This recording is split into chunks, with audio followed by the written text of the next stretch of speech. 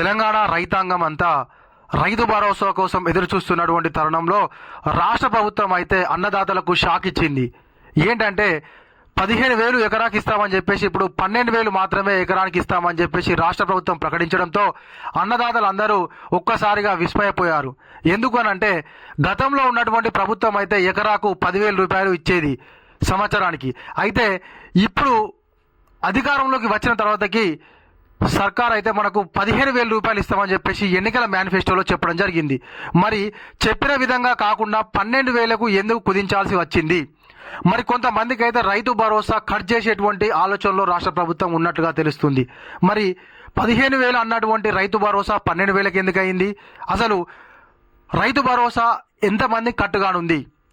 ఎవరికి రైతు భరోసా రానుంది? ఎప్పటి నుంచి ఈ యొక్క రైతు భరోసా అనేది మనకు అకౌంట్లో పడుతుంది? మరి రైతు భరోసా కోసం అయితే అప్లై చేసుకోవాలి, దానికోసం ఒక యాప్ డిజైన్ చేస్తారని చెప్పేసి ప్రకటించారు కదా గతంలో. మరి మొన్న జరిగినటువంటి సమావేశంలో దాని గురించి ఏం నిర్ణయం తీసుకున్నారు? మరి మళ్ళీ అప్లై చేసుకుంటేనే రైతు భరోసా వస్తుందా, ఎలా అనేటువంటి పూర్తి విషయాల గురించి అయితే నేను మీకు ఈ వీడియో చెప్తాను. తప్పకుండా మీరైతే ఈ వీడియో చివరి వరకు చూడండి. ఇంకా మీలో ఎవరైనా మన ఛానల్ను సబ్స్క్రైబ్ చేసుకోకపోతే వెంటనే సబ్స్క్రైబ్ చేసుకొని పక్కనటువంటి గంట సింబల్ అయితే నొక్కండి. రైతు భరోసా ఎకరాకు 12,000 వారికి కట్ ఎప్పటి నుంచి అంటే చూద్దాం ఒకసారిగా. తెలంగాణ రైతులు ఎప్పుడెప్పుడా అని ఎదురు చూస్తున్న రైతు భరోసా పథకంపై ప్రభుత్వం ఫైనల్ చేసింది. రైతు భరోసా పథకంపై ముఖ్యమంత్రి రేవంత్ రెడ్డి కీలక ప్రకటన చేశారు. శనివారం సచివాలయంలో మంత్రి మండలి సమావేశం నిర్వహించారు. సమావేశంలో రైతు భరోసా పథకంపై కీలక చర్చ నిర్వహించారు. అయితే రాష్ట్ర ప్రభుత్వం గతంలో వేసినటువంటి సబ్ కమిటీ ఉంది కదా, సబ్ కమిటీ మరియు మిగతా మంత్రులతోని ముఖ్యమంత్రి గారు చర్చించి దానిపైన విధి విధానాలు మరియు ఎన్ని ఎకరాల వరకు రైతు భరోసా ఇస్తే బాగుంటుంది, అదేవిధంగా ఏ భూములకు రైతు భరోసా ఇవ్వాలి అనే దాని గురించి కీలకంగా చర్చించారట. అదేవిధంగా 15,000 ఇస్తామన్నటువంటి ఈ యొక్క రైతు భరోసా అసలు 12,000 రూపాయలకు ఎందుకు తగ్గించాల్సి వచ్చింది అనేటువంటి విషయాన్ని అయితే ఈ వీడియోలో మీకు చెప్పాలనుకుంటున్నాను. ఖచ్చితంగా మీరైతే చివరి వరకు చూడండి.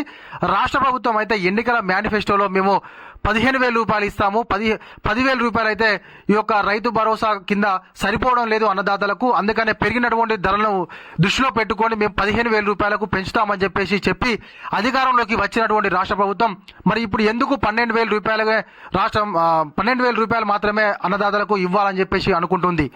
అదేవిధంగా రైతు కూలీలకు కూడా వాళ్ళు 12,000 రూపాయలు ఇస్తామని చెప్పేసి ప్రకటన చేసి ఆల్రెడీ డిసెంబర్ 28న ప్రతి ఒక్కరి అకౌంట్లో పడతాయని చెప్పి ఇప్పటికీ కూడా జనవరి ఇప్పటికి 7-8 గడుస్తున్నా కూడా వాళ్ళ అకౌంట్లో డబ్బులు పడలేదు కదా, కనీసం దానికి సంబంధించినటువంటి విధి విధానాలను కూడా ప్రకటించలేదు మరి రాష్ట్ర ప్రభుత్వం. మరి మీ యొక్క మంత్రులే చెప్తున్నారు ఏంటిది, ఈ డేట్ నుంచి ఈ డేట్ వరకు ఈ యొక్క రైతు కూలీలకు డబ్బులు పడతాయని చెప్పినటువంటి ప్రభుత్వము మళ్ళీ మాట మార్చి ఇప్పటికి కూడా వాళ్ళకైతే రైతు కూలీలకు డబ్బులు వేయలేదు. వాళ్లకు కూడా గదే 12,000 రైతు భరోసా కింద కూడా అవే 12,000 ఇస్తామని చెప్పి ప్రకటన చేయడం ఇది ఎంతవరకు కరెక్ట్ అని చెప్పేసి తెలంగాణ సమాజం అయితే ఈ యొక్క ప్రభుత్వాన్ని ప్రశ్నిస్తుంది. వ్యవసాయ యోగ్యమైనటువంటి భూముల అన్నింటికీ రైతు భరోసా పథకాన్ని వర్తింపజేస్తామని ప్రకటించారు. కాగా రైతు భరోసా పథకంపై ఎకరాకు 12,000 రూపాయలను పెట్టుబడి సాయంగా అందజేయనున్నట్లు తెలిపారు. అయితే గతంలో మనకు 10 ఎకరాలకు 12 ఎకరాలకు అని చెప్పేసి అన్నటువంటి ప్రభుత్వము అయితే సాగు చేయనటువంటి భూములకు ఇవ్వట్లేదు కదా, మరి సాగు చేసినటువంటి భూముల అన్నింటికీ కూడా రైతు భరోసా ఇస్తామని చెప్పేసి ప్రకటన చేయడం జరిగింది. మరి ఇది కరెక్టేనా అని ఒక్కసారి అయితే మీరు కింద కామెంట్ చేయండి. అయితే 7 ఎకరాలు 10 ఎకరాల వరకు ఇస్తామన్నటువంటి వాళ్ళు మళ్ళీ ఇప్పుడు ఎందుకు సాగు చేస్తున్నటువంటి అన్ని భూములకు రైతు భరోసా ఇస్తామంటున్నారు? మరి ఇది మంచి పద్ధతేనా అని ఒక్కసారి రైతులు అయితే కింద కామెంట్ చేయండి. అదేవిధంగా గత ప్రభుత్వం ఎకరాకు 10,000 రూపాయల పెట్టుబడి సాయము అందజేయగా తాము మరో 2,000 రూపాయలను పెంచి 12,000 రూపాయలను ఇస్తామని చెప్పారు. వాస్తవానికి ఎకరాకు 15,000 రూపాయలు ఇస్తామని చెప్పినప్పటికీ ప్రభుత్వం ఆదాయ వనరుల రాష్ట్ర ఆర్థిక పరిస్థితుల దృష్టిలో ఉంచుకొని ఈ నిర్ణయం తీసుకున్నట్లు రేవంత్ రెడ్డి పేర్కొన్నారు. ఇది అసలు ముచ్చట. 15,000 రూపాయలు ఇస్తామని చెప్పినటువంటి ప్రభుత్వం ఇప్పుడు 12,000 రూపాయలకు ఎందుకు తగ్గించిందటంటే మన యొక్క రాష్ట్ర ఆర్థిక వ్యవస్థ బాగలేదట, రాష్ట్రంలో డబ్బులు లేవని చెప్పేసి 12,000 రూపాయలను అయితే ప్రస్తుతం ఇస్తాం మేమని చెప్పేసి పేర్కొనడం జరిగింది. అయితే మిగతా పథకాలకు కూడా డబ్బులు కావాలి, ఈ యొక్క పథకానికే ఎక్కువ ఖర్చు అవుతుంది అనేటువంటి ఉద్దేశంతోనో ఏమో మరి డబ్బులు లేవు కాబట్టి 12,000 రూపాయలు ఇస్తామని చెప్పేసి రాష్ట్ర ప్రభుత్వం అయితే పకడ్బందీగా చెప్పడం జరిగింది. వ్యవసాయ యోగ్యం కాని భూములు, మైనింగ్, రియల్ ఎస్టేట్ భూములకు రైతు భరోసా ఉండదని స్పష్టం చేశారు. రహదారులు, గుట్టలు, రియల్ ఎస్టేట్ పరిశ్రమలకు తీసుకున్న భూములకు రైతు భరోసా వర్తింపదని ఆయన పేర్కొన్నారు. అయితే రైతు భరోసా విధి విధానాలకు సంబంధించి కేబినెట్ సమావేశం సుదీర్ఘ చర్చ అనంతరము ఈ నిర్ణయం తీసుకున్నారు. ఇది ఇలా ఉండగా రైతు భరోసా పథకాన్ని రాజ్యాంగం అమలులోకి వచ్చిన జనవరి 26వ తేదీ నుండి అమలు చేయాలని నిర్ణయించినట్లు రేవంత్ రెడ్డి ప్రకటించారు. అయితే ఎవరైతే సాగుకు యోగ్యంగాని భూములు మీకు పట్టా ఉన్నా కూడా మీకైతే రైతు భరోసా రాదు. అయితే గతంలో ఉన్నటువంటి ప్రభుత్వం అయితే మీకు పట్టా ఉంటే సరిపోతుంది, మీకైతే రైతు భరోసా ఇచ్చేవాళ్ళు. కానీ ఇప్పుడు అలా కాకుండా ఏదైతే పంట వేసినటువంటి భూమి, అలా పంట వేసినటువంటి సాగుకు యోగ్యమైనటువంటి భూములు, అంటే ఇది గతంలో వేసిర్రు, పంట పండింది, ఈ సంవత్సరం కొంచెం వర్షాలు లేకపోతే నీళ్లు అందక ఏకపోయినా కూడా వాళ్ళకైతే రైతు భరోసా వస్తుంది.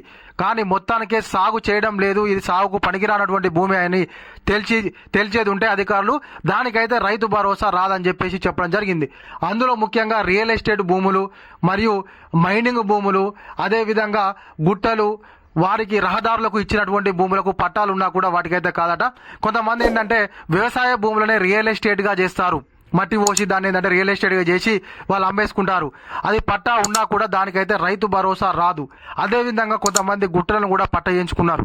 గతంలో అయితే ఈ విధంగా జరిగి చాలా డబ్బు అయితే వృధాగా పక్కదారిగా వెళ్ళిందని చెప్పేసి గతంలో కూడా ఈ యొక్క ప్రభుత్వము, ప్రస్తుతం ఉన్నటువంటి ప్రభుత్వం అప్పుడు విపక్షంలో ఉన్నప్పుడు వ్యతిరేకించి, ఇప్పుడు అధికారంలోకి వచ్చిన తర్వాతకైతే వాళ్ళు అందులో ఉన్నటువంటి లోపాలను గుర్తించి కేవలము నిజమైనటువంటి అన్నదాతలకు, ఎవరైతే సాగు చేస్తున్నారో వారికి మాత్రమే ఈ యొక్క రైతు భరోసా అందాలనేటువంటి ఉద్దేశంతో కేవలం సాగుకు యోగ్యమైనటువంటి భూములకు మరియు ఎంతవరకు సాగు చేస్తే అంతవరకు అయితే రైతు భరోసా ఎకరాకు 12,000 రూపాయలు ఇవ్వాలని చెప్పేసి మొన్న జరిగినటువంటి కేబినెట్ భేటీలో సుదీర్ఘ చర్చ అనంతరం అయితే మనకు ముఖ్యమంత్రి గారు చెప్పడం జరిగింది. కాబట్టి కొత్తగా అప్లై చేసుకోని అవసరం లేదు రైతు భరోసా కోసము. మరియు ఈ యొక్క జనవరి 26న రాజ్యాంగం అమలులోకి వచ్చినటువంటి దినోత్సవం కాబట్టి అప్పటి నుంచెల్లే రైతు భరోసాను అమలు చేయాలని రాష్ట్ర ప్రభుత్వం అయితే నిర్ణయించినట్లుగా ప్రకటన చేయడం జరిగింది. ఇది ఇలాంటి మన వీడియో. ఈ వీడియో కనుక మీకు నచ్చినట్లయితే ఖచ్చితంగా ఒక లైక్ చేయరి, కామెంట్ చేయరి. ఇంకా మీలో ఎవరన్నా మన ఛానల్ సబ్స్క్రైబ్ చేసుకోకపోతే వెంటనే సబ్స్క్రైబ్ చేసుకొని పక్కనటువంటి గంట సింబల్ నొక్కుర్రి. Thank you.